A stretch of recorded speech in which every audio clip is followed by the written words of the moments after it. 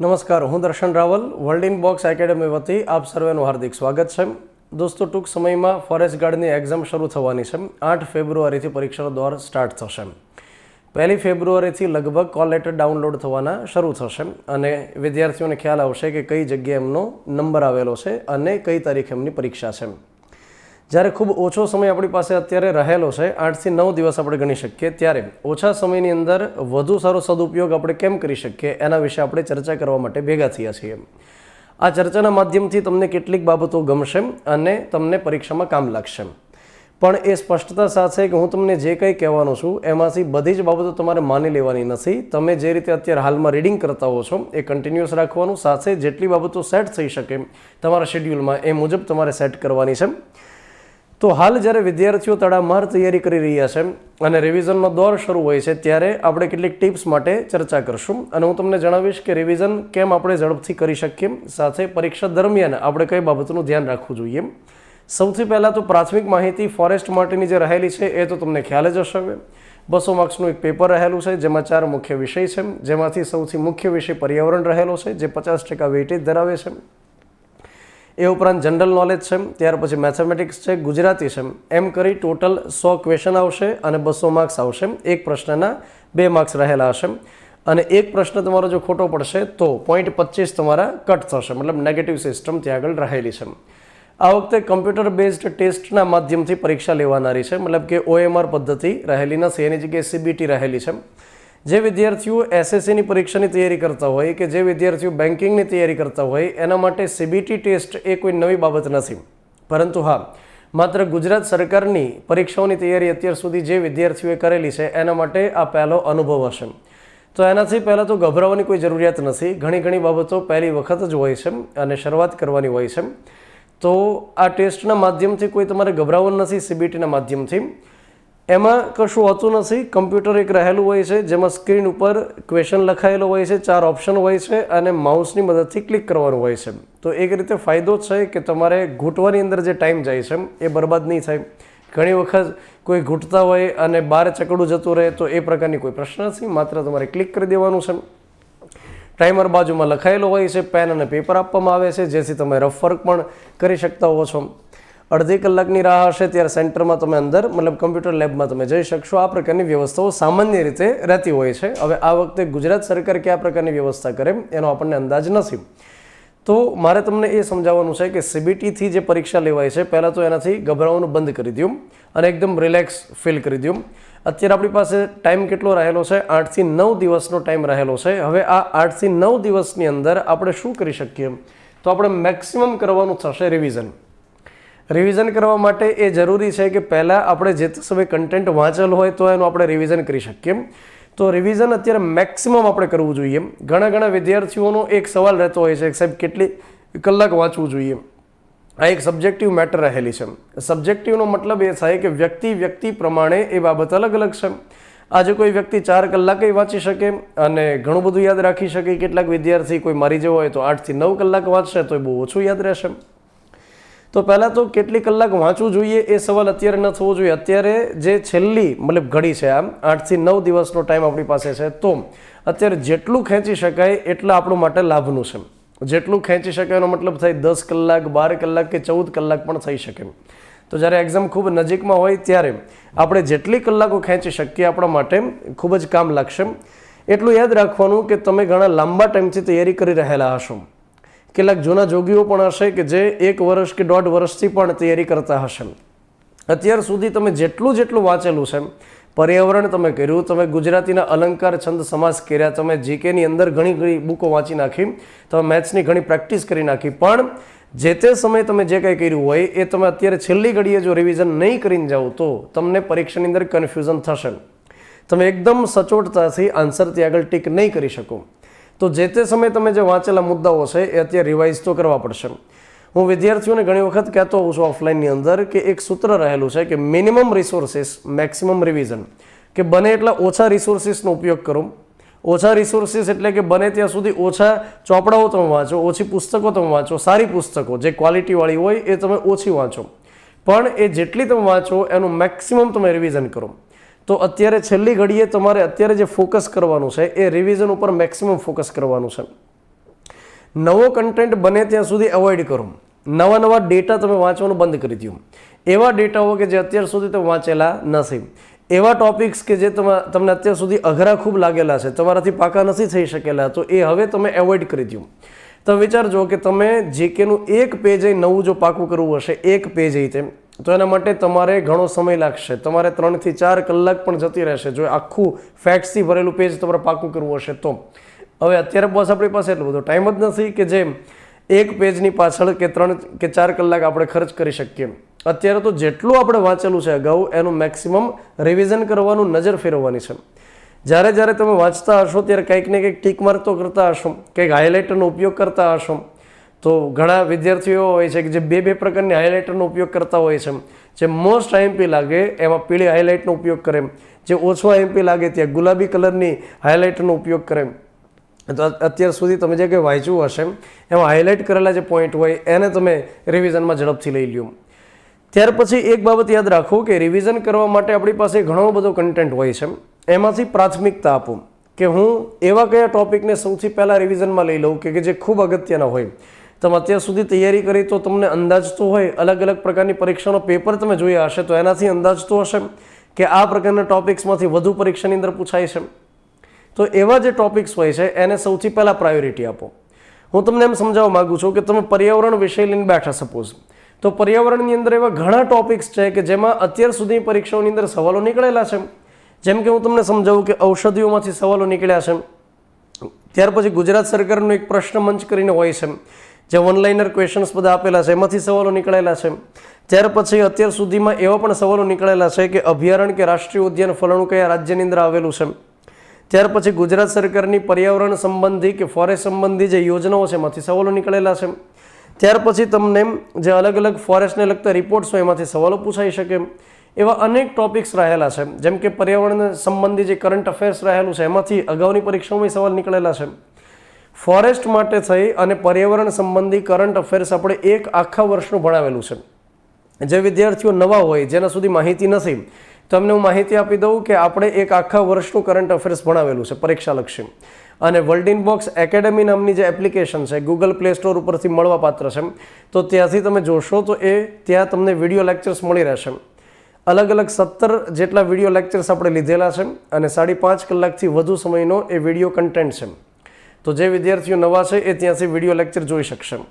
તો હું તમને એમ સમજાવું છું કે ઘણા એવા મુદ્દાઓ રહેલા છે કે જે જૂના પેપરના એનાલિસિસ ઉપરથી આપણને ખ્યાલ આવે કે આમાંથી સવાલો આપણને પૂછાય. જેમ કે પ્રદૂષણના ટોપિકમાંથી સવાલો પૂછાય છે.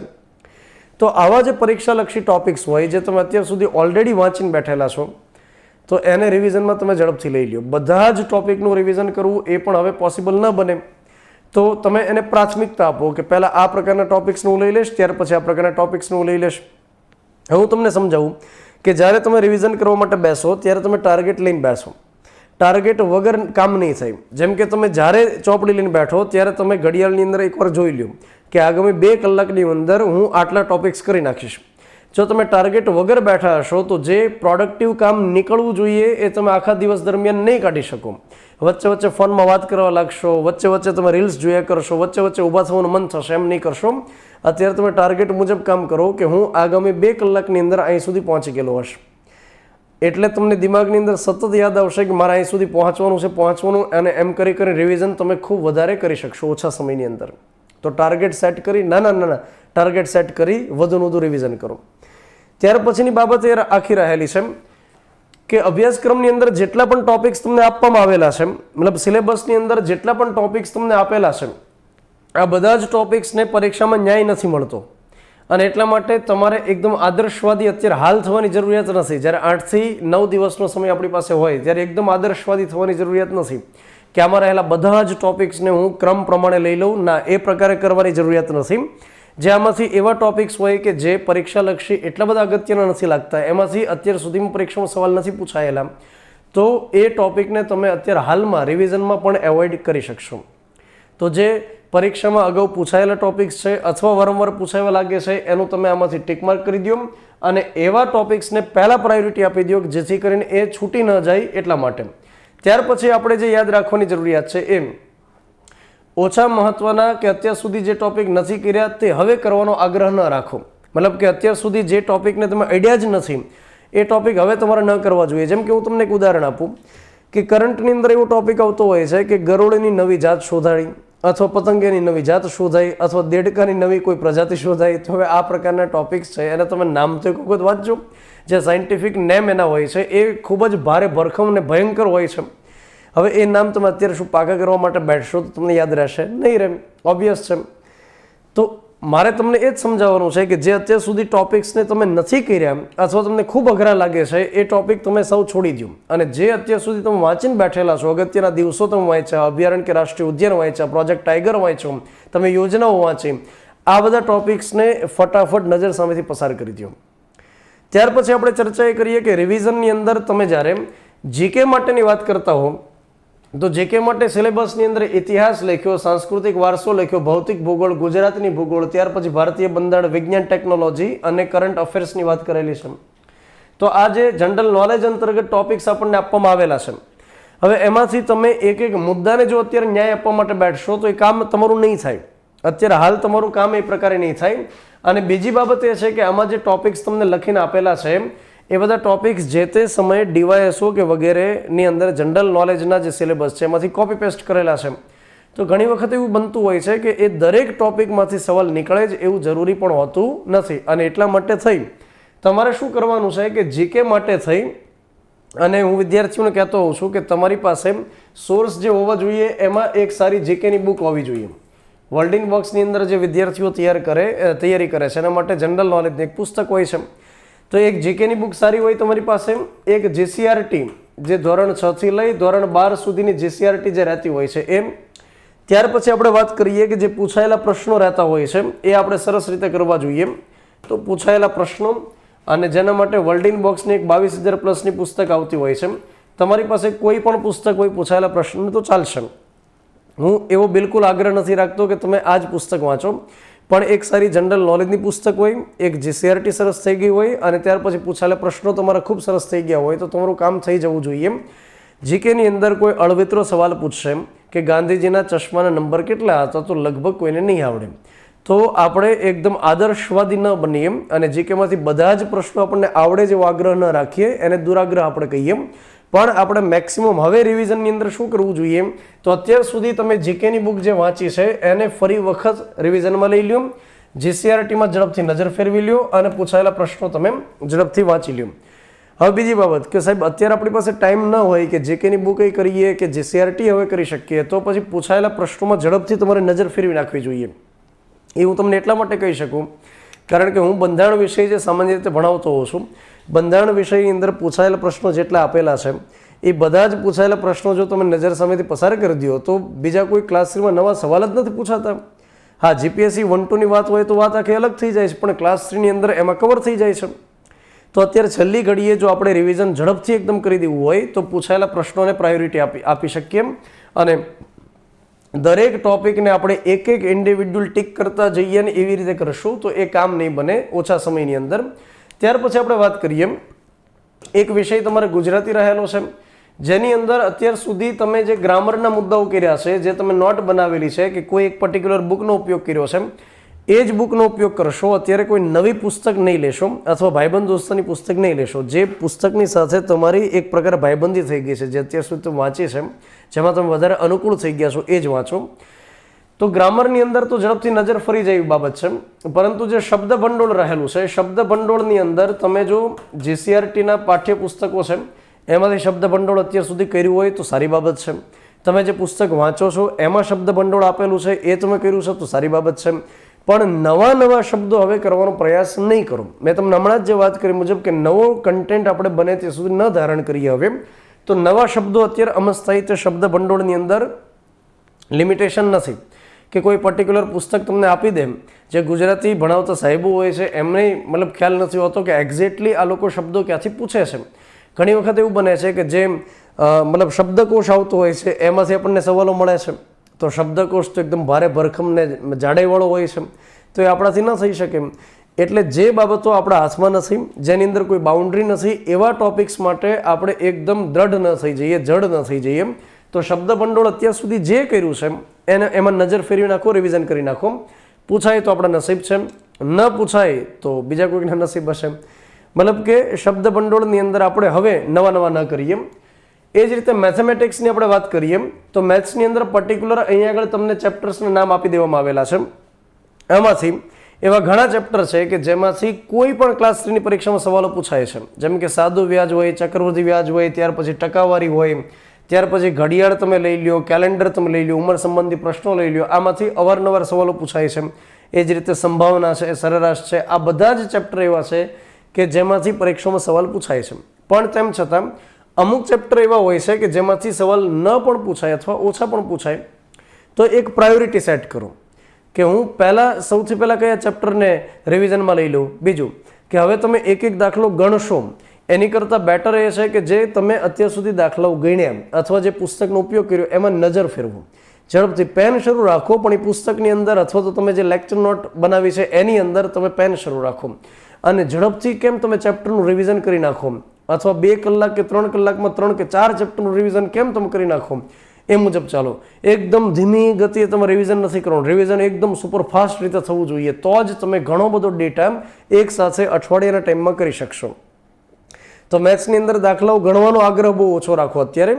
હવે તમે ઝડપથી નજર ફેરવી નાખો સોલ્યુશન ઉપર કે કઈ રીતે એમાં શોર્ટકટ રહેલી છે. તમારો તો મૂળ શોર્ટકટ છે એમાં જ નજર ફેરવવાની છે, અથવા તો જે સિરીઝ હોય અથવા દિશાંતર હોય અથવા બ્લડ રિલેશન હોય એમાં જે ટ્રીક રહેલી હોય છે એમાં જ નજર ફેરવવાની છે. હવે ઘણી પ્રેક્ટિસ નથી કરવાની. ત્યાર પછી આપણે વાત કરીએ કે આ બાબત તમારે ન કરવી જોઈએ. અત્યારે હાલ જ્યારે આપણી પાસે સમય ઓછો રહેલો છે ત્યારે આ પ્રકારની બાબતો આપણે ન કરવી જોઈએ. જેમ કે એક તો કંટાળો ન લાવવો. જેમ જેમ પરીક્ષા નજીક આવે એમ શરીરની અંદર કેટલાક ફેરફાર શરૂ થાય. જેમ કે કંઈક થવાની શરૂઆત થાય ને એ શું થાય એ ખ્યાલ નથી આવતો. જેમ પરીક્ષા નજીક આવે એમ કંઈક અંદર મતલબ થતું હોય છે. અને કોઈ પણ વ્યક્તિઓને થાય જ્યારે પરીક્ષા નામ આવતું હોય છે ત્યારે હંમેશા એ પ્રકારે ફિલિંગ આવતી હોય છે. ખાસ કરીને એ પ્રકારના વિચારો આવવા કે મેં જે વાંચ્યું છે એમાંથી જ પેપર નીકળશે કેમ, આ પ્રકારના વિચારો એકદમ તીવ્ર ગતિ હવે શરૂ થઈ જશે. અથવા તો એવું પણ લાગશે રિવિઝન કરતી વખતે કે આ મને આવડે છે, આ મને આવડે છે, આ મને આવડે છે. તો આ પ્રકારની ફિલિંગ હવે આવવી એ સ્વાભાવિક છે. પણ એ સમય તમારે કંટાળો નથી લાવવાનો. વાતમાં પુસ્તક બંધ કરી દેવાનું મન થઈ જાય અથવા તો ઊંઘી જવાનું મન થઈ જાય તો આ હવે નહીં કરો. કેમ કે અત્યાર સુધી તમે જે મહેનત કરી તો એ સમય ખૂબ નજીક આવી ગયો છે. તો એમાં લડી લેવાનું હોય, એમાં મેક્સિમમ રિવિઝન કરી લેવાનું હોય. તો એવું લાગે કે મને આવડે છે તોય રિવિઝન કર્યા જ કરજો. ફિક્સ સમય બાંધી દેજો કે ભાઈ હું આ સમયની અંદર ફ્રેશ થઈ જઈશ, બાકી હું રિવિઝન કરી નાખીશ. તો એ રિવિઝનના ટાઈમમાં કંટાળો તો બિલકુલ હવે તમે ન લાવો. ત્યાર પછી ખાલી ખોટી આ પ્રકારની ચિંતાઓ ન કરવી કે પેપર કેવું રહેશે, પોતાને પેપર કેવું રહેશે અને સાથે બીજાઓને પેપર કેવું રહેશે એવી ચિંતાઓ નહીં કરશો. ત્યાર પછી અત્યારે હાલમાં જે કમ્પ્યુટરની અંદર ટેસ્ટ લેવામાં આવશે, અલગ અલગ પાળીઓની અંદર ટેસ્ટ લેવાશે. તો એવું બની શકે કે એક પાળીને પેપર સહેલો હોય, બીજી પાળીને પેપર અઘરો હોય, આ પ્રકારનું લાગે હે ને. તો એ સમય દરમિયાન નોર્મલાઇઝ થઈ અને માર્ક્સ આવશે. નોર્મલાઇઝ કઈ રીતે થશે, અમારા માર્ક્સ ઘટી ગયા તો શું થશે, મતલબ આ પ્રકારની ચિંતાઓ આપણે કરવી એ હિતાવહ નથી, આપણા હાથની બાબત નથી. નોર્મલાઇઝ માટે એક સોફ્ટવેર હોય છે જેમાં સૂત્રની મદદથી કોડિંગ કર્યું હોય છે અને ઓટોમેટિક કમ્પ્યુટરની મદદથી થતી પ્રક્રિયા છે. તો એમાં આપણા હાથનું કશું નથી ને એટલા માટે આ પ્રકારની ચિંતાઓ ન કરીએ. સીબીટી પહેલી વાર દેવા જઈએ તો એનો સ્ટ્રેસ ન લઈએ.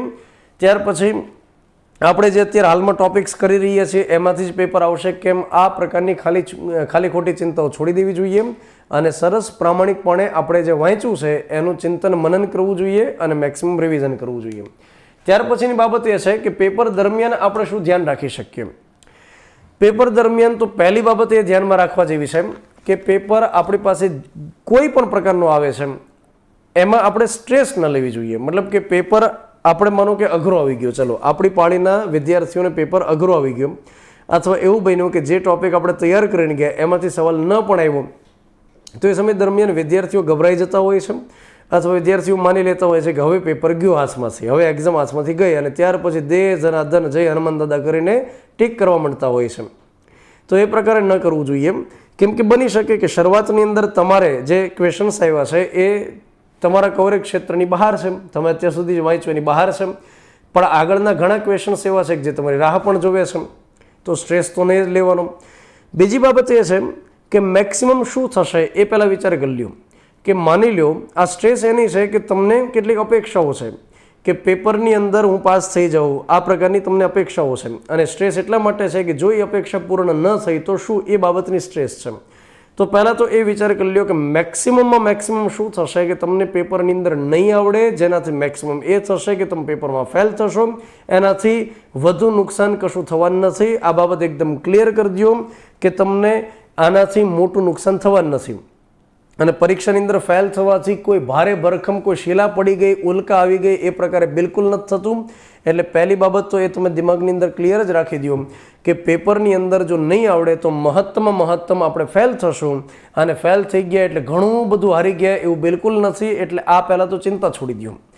જે વ્યક્તિ એકદમ સ્ટ્રેસ ફ્રી થઈને પેપર દેતો હોય છે અને વધુ સારા માર્ક્સ આવે છે, જે ઘણો બધો તણાવ લઈને બેઠા હોય છે, એને આવડતું હોય તેમ છતાં ખોટું કરીને આવે છે, એટલે પહેલાં તો એકદમ રિલેક્સ ફીલ કરો ભાઈ, એને તો બહુ મોટું નુકસાન થવાનું નથી. એટલે જેમ તમે એકદમ હળવા થઈને બેઠા હશો વધુ તમે સારું પરિણામ આપી શકશો. જ્યારે સચિન 90થી વધારે એ જ્યારે રન કરતો અને સેન્ચુરી નજીક આવતો એટલે ટીચું રમવા મળતો અને એમાં એ એલબીમાં આઉટ થઈ જતો. અને સહેવાગ શું કરતો કે 90 પર જાય એટલે લગભગ છગડી મારતો, એટલે એકદમ ફ્રી થઈને રમતો ને એટલા માટે એ સેન્ચુરી મારી શકતો. તો આપણે એકદમ ફ્રી થઈને રમવાનું છે અને મસ્ત થઈને પેપર દેવાનો છે. આસપાસમાં કયા વિદ્યાર્થીને કેવું પેપર જાય છે એની ચિંતા નથી કરવાની. બીજું, ઘણા વિદ્યાર્થીઓ બહાર નીકળી પેપર સેન્ટરની બહાર નીકળીને બધાને પૂછપૂછ કરતા હોય છે કે તારે કેમ પેપર રહ્યો, તારે કેમ રહ્યો. અરે કેટલાક વિદ્યાર્થીઓ જોરશોરથી બોલતા હોય છે કે આપણે તો ઝક્કાસ પેપર ગયો. તો એ સાંભળીને ઘણાને સ્ટ્રેસ આવે છે અને ઘરે જઈને ખાવાનું નથી ભાવતું. તો આ પ્રકારે નહીં કરવાનું. કોઈને પૂછવાનું જ નથી પેપર કેમ રહ્યો. આપણે પેપર જેવો રહ્યો એવો આપણે એકદમ મસ્ત રહેવાનું છે. કેમ કે પેપર આપી દીધા પછી રિઝલ્ટ કેવું આવશે એ આપણા હાથમાંથી નીકળી ગયું છે. અને કોઈ પૂછે કે પેપર કેમ રહ્યો તો આપણે કહેવાનું છે એકદમ ઝક્કાસ પેપર રહ્યો. તો અહીંયા આગળ એક બાબત તમારે જે કરવાની કે પેપર ગમે એ પ્રકારનો તમારે આવે છે ને તમારી પાળીને, તો એનાથી સ્ટ્રેસ ન લેવો જોઈએ. જે પ્રશ્ન તમને લેન્ધી લાગે છે, એવું બની શકે કે 2 કલાકનો ટાઈમ છે, 100 પ્રશ્ન છે, દરેક પ્રશ્નના 2 માર્ક્સ છે, એટલે બની શકે કે પેપર લેન્ધી પણ નીકળી શકે, વિધાનવાળા સવાલ પણ હોઈ શકે અથવા જોડકાવાળા પણ સવાલ હોઈ શકે, એવું બની શકે. તો એ સમય દરમિયાન તમને જરૂર લાગે છે કે પેપર લેન્ધી છે, તો એ સમય દરમિયાન તમે એવું વિચારી શકો કે આનું આગળ જતાં કરું તો કેમ રહેશે.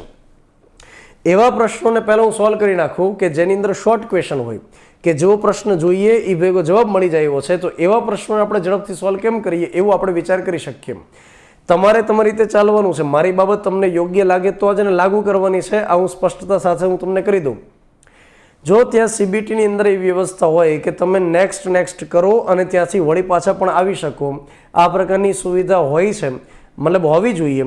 અને જે એસએસસીની પરીક્ષા દેવા જાય, બેન્કિંગની પરીક્ષા દેવા જાય, એની અંદર જે જગ્યાએ પર્ટિક્યુલર એવું હોય ને કે મેથ્સની અંદર 20 મિનિટ છે, રિઝનિંગની અંદર 20 મિનિટ છે, પર્ટિક્યુલર સેક્શન વાઇઝ જે જગ્યાએ ટાઈમ આપેલો હોય છે, ત્યાં આગળ એવું હોય છે કે એક સેક્શન પૂરો થઈ જાય ત્યાર પછી બીજો સેક્શન તમે શરૂ કરો ત્યારે રિવર્સ ના આવી શકાય.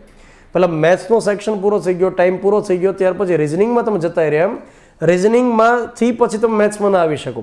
જેમાં સેક્શન પ્રમાણે ટાઈમિંગ આપેલો હોય એની અંદર પાછા આવવાની છૂટ નથી હોતી. પણ અહીંયા આગળ સેક્શન પ્રમાણે ટાઈમ નથી કે મેથ્સ માટે 15 મિનિટ છે, રિઝનિંગ માટે જીકે માટે તમારે આટલી મિનિટ છે, પર્યાવરણ માટે આટલી મિનિટ છે, એવા સેક્શન પ્રમાણે ટાઈમ નથી. તો મને જ્યાં સુધી ખ્યાલ છે કે અંદાજ છે ત્યાં સુધી પાછા આવવાની છૂટ હોય છે.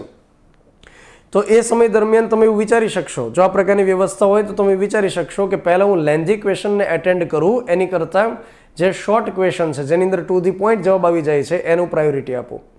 ત્યાર પછી તમે એવું પણ કરી શકો કે રિઝનિંગના કોઈ સવાલ હોય તો એને તમે થોડી વાર માટે અટકાવી શકો અને સૌથી છેલ્લે ટાઈમ રહે ત્યારે તમે ચેક કરી શકશો. કેમ કે રિઝનિંગમાં કોઈ શ્રેણી માનો કે અળવિતરી આવી ગઈ, કોઈ બ્લડ રિલેશનની અંદર એવો રિલેશન પૂછી નાખ્યો જે આપણે ભેગો થતો નથી, તો એ સમય દરમિયાન તમે બાકીના જે ક્વેશ્ચન જે આપણા ક્રાઇટેરિયામાં આવે છે, આપણે જે ટોપિક્સ કરીને ગયા એને સોલ્વ કરો તો તમને વધુ સારું પરિણામ મળી શકે એમ છે. ત્યાર પછી ક્વેશ્ચનને બરોબર વાંચવો એ પણ એક અગત્યનું કામ હોય છે. એકદમ ધીરજપૂર્વક એકદમ આરામથી ક્વેશ્ચન વાંચવાનો કે જેથી કરી અને આપણે જવાબ યોગ્ય રીતે આપી શકીએ. એકદમ ઉતાવળમાં સવાલ વાંચો ન વાંચવા જેવી પરિસ્થિતિ થઈ અને વળી પાછું ટીક કરી દીધું તો એ પ્રકારે નહીં કરવાનું. માઉસમાં એક વખત ક્લિક કર્યા પછી બીજી વાર ક્લિક કરવાની છૂટ નથી હોતી સીબીટીમાં. તો આ બધી બાબતોનું આપણે ધ્યાન રાખીએ. તો અત્યારે હાલ ફિલહાલ આપણે મેક્સિમમ રિવિઝન ઉપર ફોકસ કરીએ, કોઈ સ્ટ્રેસ ન લઈએ, જેટલો સમય ખેંચી શકે એટલો સમય ખેંચીએ.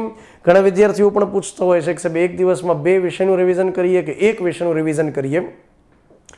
તો પર્સનલી જો મારી વાત કરું તો મને છેલ્લી ઘડીઓ જ્યારે હોય છે, છેલ્લો સમય જ્યારે હોય છે, ત્યારે એક આખા દિવસમાં એક વિષયનું રિવિઝન કરવું વધારે અનુકૂળ પડતું હોય છે. તમને જે રીતે સેટ થાય એ રીતે તમે કરી શકશો. અને એક દિવસમાં 4 વિષયનું રિવિઝન કરવું એ હિતાવહ મને નથી લાગતું. એનાથી શું થશે કે ટાર્ગેટ મુજબ કામ નહીં કરી શકાય. તો એની જગ્યાએ બેટર છે કે એક વિષય અથવા તો 2 વિષય મેક્સિમમ આપણે રિવિઝનમાં લઈ શકીએ. તો અત્યારે શેડ્યુલ બનાવી નાખજો, ટાઈમ ટેબલ, છેલ્લા 8 દિવસ કે 9 દિવસનો આપણે સદુપયોગ કેમ કરીએ અને કઈ તારીખે આપણે શેનું રિવિઝન કરીએ એ સરસ રીતે આપણે કરી નાખવું જોઈએ. તો આ મેં તમને કેટલીક બાબતોની ચર્ચા કરી. તમને કેમ લાગે છે મને જરા રિપ્લાયની અંદર જણાવજો, ફીડબેક આપજો. અને બાકી કોઈ સવાલ હોય તો તમે મને ભાવનગર એકેડમીનો જે નંબર હોય છે એના ઉપર કોલ કરી અથવા મેસેજથી જાણ કરી શકશો. 7575060404 કરીને આ ભાવનગર એકેડમીનો નંબર હોય છે. અને ખૂબ સારી તમને સફળતા મળે એના માટે શુભકામનાઓ. All the best. અને ફરી પાછા ભેગા થઈએ ત્યાં સુધી જય હિન્દ, જય ભારત. Thank you.